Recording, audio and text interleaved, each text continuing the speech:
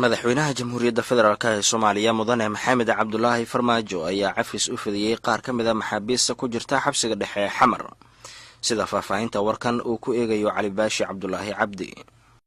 cafiskan madaxweynaha jamhuuriyadda federaalk ee soomaaliya mudane maxamed cabdulaahi farmaajo u fidiyey qaar ka mid a maxaabiista ku jirta xabsiga dhexe ee dalka ayaa timid kadib markii guddi ka kooban 9 xubnood oo loo xilsaaray kurgelidda xaaladda maxaabiista ku jirta xabsiga dhexe ay soo gabagabeeyeen xogna la wadaageen madaxweynaha markuu tixgeliyey xaaladda maxaabiistan iyo munaasabadda barakeysan ee ciidulfidriga ah, munaasabad diini ah oo farxad ku habboon cafis maxaabiista tixgelinta leh. markuu tixgeliyey danta guud ee cadaaladda, wuxuu soo saaray xeerkan.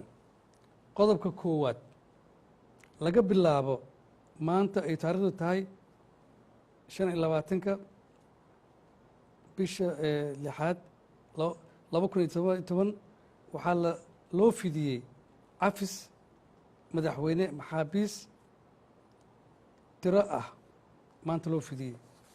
kuwaas tiradaas waxaa loo haystaa deyman, wax kale looma haysto deyman.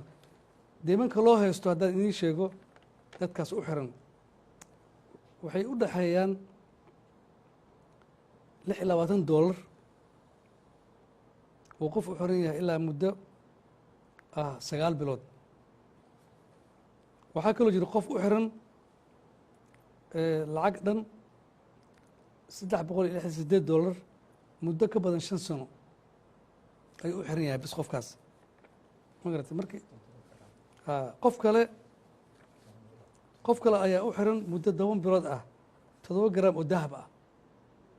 marka waa garan kartiin maaragtay dhibaatooyinka leedahay. markii aan u bandhignay madaxweynaha arrintan, wuxuu yidhi dadkan waa in la fasaxaa. guddigan ayaa sidoo kale waxyaabihii ay ku soo arkeen xabsiga dhexe waxa ay la wadaageen warbaahinta kadib shir jaraa'id oo maanta ay ku qabteen muqdisho. runtii waxaan baarnay xabsigaan dhex galnay, gudihiisaan galnay, maxaabiistaan la kulannay, waxaan la shirnay taliyaha xabsiga iyo madaxda ciidamada asluubta soomaaliyeed. inta ay holaha socdeen waxaan runtii la kulannay arrimo fara badan oo u baahan in runtii la hagaajiyo. waxaan aragnay dhinaca xabsiga, waxaan kala kulannay inuu xabsiga yahay runtii xabsi aada u dacweyn, duq ah, u baahan dayactir badan.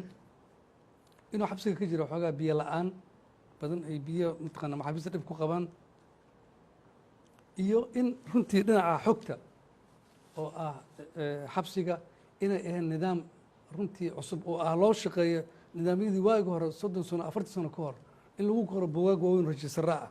cadaaladda ayaa ka mid a waxyaabaha uu madaxweynaha jamhuuriyadda federaalk ee soomaaliya mudane maxamed cabdulaahi farmaajo siiyey ahmiyad gaara, taas uu sheegay in wax badan ka qaban doono.